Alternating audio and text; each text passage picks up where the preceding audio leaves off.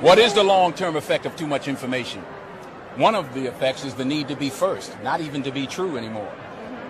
So what a responsibility you all have to tell the truth, not just to be first, but to tell the truth. We live in a society now where it's just first. Who cares? Get it out there. We don't care who it hurts. We don't care who we destroy. We don't care if it's true. Just say it. Sell it. On January 26, 2020, the world lost an amazing human being. To call Kobe Bryant a basketball player does not do him enough justice. The world lost an icon, a man, a figure that inspired and touched millions of people across the world. Just a day prior, everything was normal. And 24 hours later, for all of this to happen, when everything seemed fine and dandy, is one of the craziest experiences I've ever gone through. With a story like this, we knew the world would stop and focus on it. All eyes would be on Kobe Bryant and the helicopter crash. And as I've gone through grieving over Kobe's death myself the past couple of weeks, there seems to be one thing that keeps on bothering me about that day and the following days that came after it. And that is how the media handled the whole situation. And today we will take a deep dive into exactly how the media mishandled and really took advantage of a situation that has rubbed me personally the wrong way. Kobe Bryant. Kobe Bryant. Kobe Bryant and his daughter, his 13-year-old daughter, Gianna, passed away in a helicopter accident in Calabasas early Sunday morning. So upon receiving the news, the biggest problem that everyone had were the conflicting reports going around social media. There wasn't really a clear picture of exactly who was on the helicopter at the time of the crash. Everyone knew that there was Kobe and there was the pilot.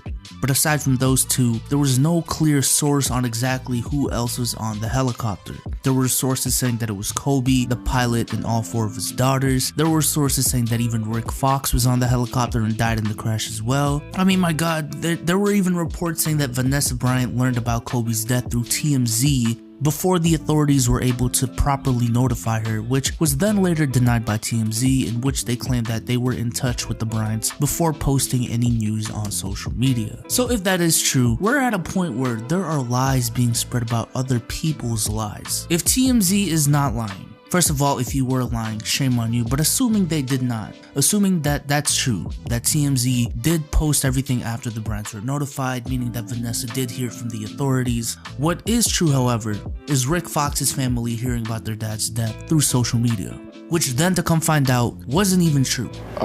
My family went through, in the midst of all of this, something I couldn't have imagined them experiencing. I spent time talking to my kids for about 45 minutes as this was all happening, and fortunately, you know, one of my daughter's greatest fears is finding out that a parent or one of her parents would be lost through social media instead of from a loved one or a family member, and you know, she fortunately called me and we just were talking and crying about the news of Kobe and my son, and then we started, you know, so we were talking, I was talking to my kids, just trying to spend the time with them, and then the phone just started going off, and then all of a sudden my best friend King Rice, who's a basketball coach, you know King, Kenny, North Carolina. I'll tell you the story between King and King. Okay, he walked off the court at Iona, and somebody apparently told him that I may have been on the helicopter, and he started calling. So I'm seeing King's number, you know, repeatedly going and going and going, and I think he's worried about me, so I said I'm going to talk to my best friend, and I answered it and I said, hey man, this is crazy about Kobe, and he just was bawling. And I started crying and he was like, you're alive. And I'm thinking, well, yeah, like, what do you mean? And it was in that moment that my phone just started going, and my mom and my sister and my brother. So now I'm super nervous. And so we're at my house and I'm just waiting and I'm debating what to do. And I'm telling my son, I'm like, I don't know if I should call him. And so I just text Rick. I said, just say hey.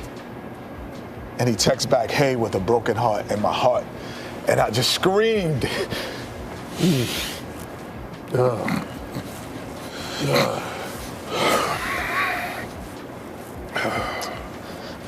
It's the race to be first. Yeah, that's irresponsible. Tell the story. Yeah. You don't know what it does. It's irresponsible. There was a big problem not just in the NBA community, but just in society, of people wanting to be first so bad.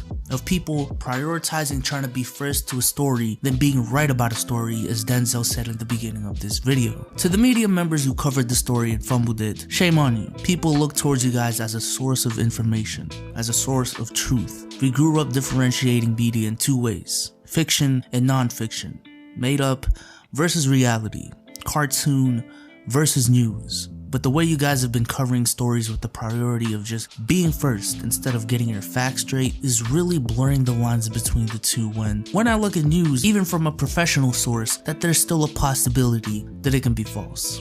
But on a smaller scale, I'm also disappointed in the YouTube community for taking advantage of a situation like this for their own personal gain. Kobe taking over the park for the last time. RIP. Go. Let me know what you guys think in the comment section. Let me know what you guys think. I don't know who else was on the helicopter with him. It might have been his daughters, y'all. It might have been his daughters. Who knows? That some people are saying it's his daughters, y'all. Hit that sub button, hit that like button, y'all. RIP to GOAT. Bro, and straight up, if you're making fun of this or you're making any memes, you're streaming, talking about RIP Kobe Bryant while playing Fortnite or a different game and being happy, bro, you lame as hell, bro. Wow, this is crazy, man. It's getting ridiculous out here. Not only was this a rush video, given the fact that you literally said, I don't know who else was on the helicopter with him. It might have been his daughters, y'all. It might have been his daughters. Who knows? You didn't even wait till you got the slightest of information. You didn't even turn on the camera and make a heartfelt video. You instantly hopped on with no real information aside from Kobe dying, played 2K, and just talked out of your ass to upload it as quick as possible because it was a trending topic and you knew people would click on your video because the whole world's attention was on anything and everything Kobe Bryant related. And it worked, right? It worked. Nearly 5,000 views in 10 minutes. Wow. That's on pace for 30,000 views in the first hour alone. But the fact that you go, let me know in the comment section, y'all, is really disgusting. It's disgusting. See, being in the YouTube game, I know how this works. Aside from making content, there's a couple of things that the YouTube algorithm takes in order to rank our videos. And one of them is engagement, primarily meaning likes, comments, and subscriptions. And for iRunYou to use this situation to do just that is disgusting. And then for you to title the video, Kobe takes over the park for the last time in NBA 2K20. What does that mean? What does that mean? I'm so confused. Are you saying that your my player is Kobe? Are you pretending as if Kobe was playing 2K or something? And then you went on to put not one, not two, not three, but 7 mid-rolls on this video. 7 mid-rolls. I don't care that you deleted this video. You put this video up on YouTube, waited for it to go unlisted, went to your creator studio and manually added 7 mid-rolls. Manually. YouTube doesn't automatically play 7 mid-rolls in a 10-minute video. You know, I'd like to say I've never seen such an insensitive act, but the fact is I have. I'm actually going to try and FaceTime Kobe and let's just see if he's actually alive or dead still, guys. I just want to know because this is actually so scary. Guys, what should I say to him? Well, guys, I don't even know. You're going to put, hello, is this Kobe? Guys, I'm going to keep it simple for now and let's just hope it's him. Guys, he's actually read it already. How was he ready? Guys, this actually could be him. Yo, look, guys, let me know what you think about this in the comment section.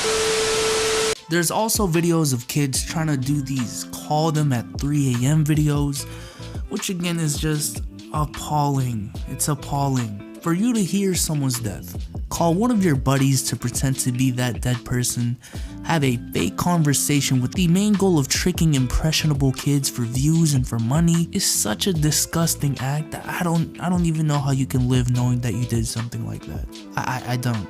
And for the people saying they're just kids, that they're only 12 years old, that's not an excuse. It's just not. I learned at a very early age what respect is, what morals are, and I believe a lot of people have. And the kids in these videos knew exactly what they were doing. They're old enough to know what's right from wrong. They know exactly what they were doing, and it's disgusting. You know, at least they had the decency to not only delete their videos, but it looks like you can't even find their channels anymore, so at least thank you for that. But you still made the video. And it was a disgusting act that no one should be proud of. No one.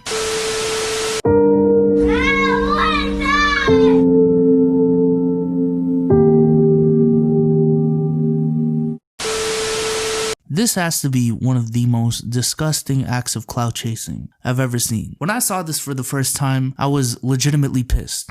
As you guys saw, this TikTok is suggesting that these were Gigi Bryant's last words before she died, and this TikTok has gotten over 400k likes and nearly 4 million views on TikTok. Now, if you guys don't know, TikTok has this feature where you can actually see other videos that use this audio on their own videos, and what you find is two things. Number one, this is a straight up lie.